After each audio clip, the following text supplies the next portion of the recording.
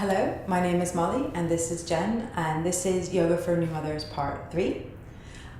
We're going to do a little bit of work in this one on the pelvic floor, and there's a misconception in the world that the best way to strengthen a muscle is to contract it all the time. And this comes into play with the pelvic floor when people suggest Kegel exercises where you're drawing up the pelvic floor and you're tightening and holding and then releasing. So that's okay to do.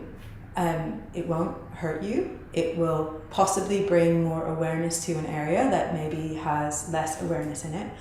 But if your muscle is constantly tightened, it actually becomes less useful for you. Right? So if I say, Jen, tighten your bicep muscle, this is your bicep muscle, tighten your bicep, right? And then I say, Jen, can you keep your bicep tight? Now pick up the pelvis off the floor. She actually has to use her whole body instead of being able to reach down with her arm, right? So it's a really inefficient movement. Thank you, I'll take that now. Yeah.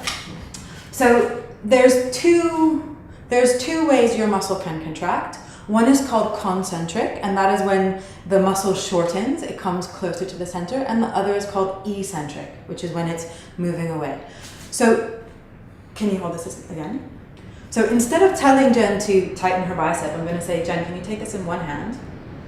Yeah, and then bring the pelvis up towards your shoulder, and then slowly lower the pelvis down.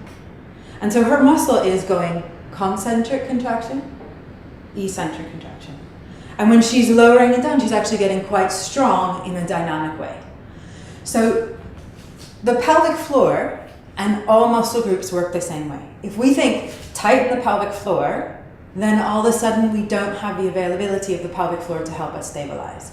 So as you're bringing awareness and strength back to the pelvic floor after pregnancy and birth, if you just tighten, you're actually doing yourself possibly a bit of a disservice. So let's take the legs wide. Yeah, turn your toes out. Okay. If you've done the New Mother Yoga version, part 1, you'll remember where the sitting bones are, which is quite low. Yeah. So take your hands in front of you like this. And we're going to bend both knees and take the hands wide and feel the sitting bones going wider. And then come back up, draw the legs towards each other, draw the sitting bones towards each other.